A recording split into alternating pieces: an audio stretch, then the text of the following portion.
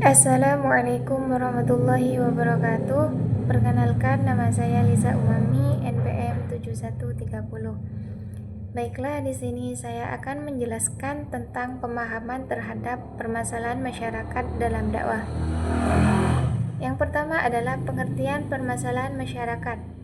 Permasalahan masyarakat adalah serangkaian tantangan atau isu yang berdampak pada kesejahteraan sosial, ekonomi, budaya, agama, dan juga suatu komunitas.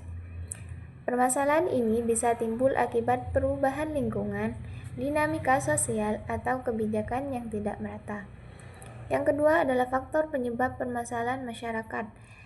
Yang pertama adalah faktor ekonomi, seperti ketimpangan distribusi kekayaan, pengangguran yang tinggi, dan juga kurangnya akses terhadap modal usaha atau pekerjaan yang layak.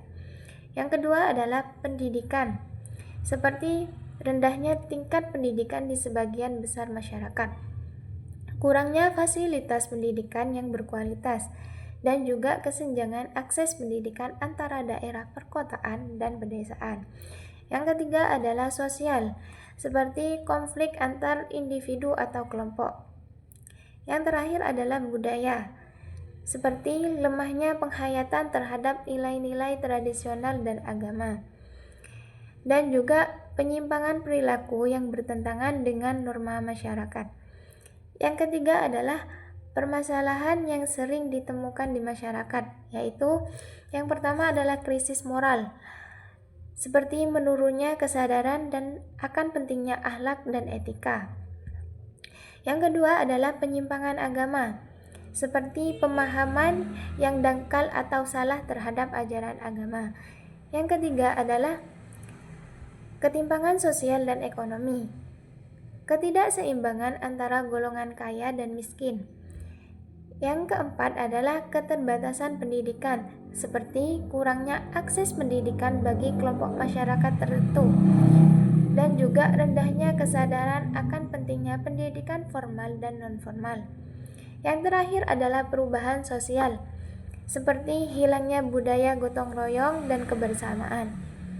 Yang keempat adalah objek dakwah dalam masyarakat. Dakwah bertujuan menyelesaikan permasalahan tertentu melalui pendekatan keislaman yang menyentuh berbagai lapisan masyarakat. Yang pertama adalah individu. Yang pertama adalah individu. Tujuannya adalah menguatkan iman dan akhlak dengan melakukan strategi memberikan bimbingan spiritual dan moral secara personal, dan juga mengembangkan program peningkatan keilmuan seperti halaqah atau kajian rutin. Yang kedua adalah keluarga.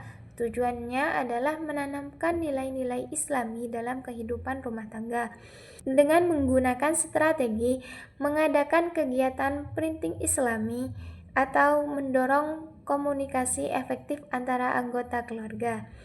Yang ketiga adalah masyarakat. Tujuannya adalah untuk membangun kesadaran kolektif terhadap keadilan dan kesejahteraan sosial dengan menggunakan strategi mengadakan kegiatan sosial seperti bakti sosial atau pengajian massal, atau membentuk komunitas berbasis agama yang aktif menyuarakan kebaikan. Yang keempat adalah institusi sosial dan pemerintah. Tujuannya adalah mengintegrasi nilai-nilai Islam dalam kebijakan dan pelayanan publik.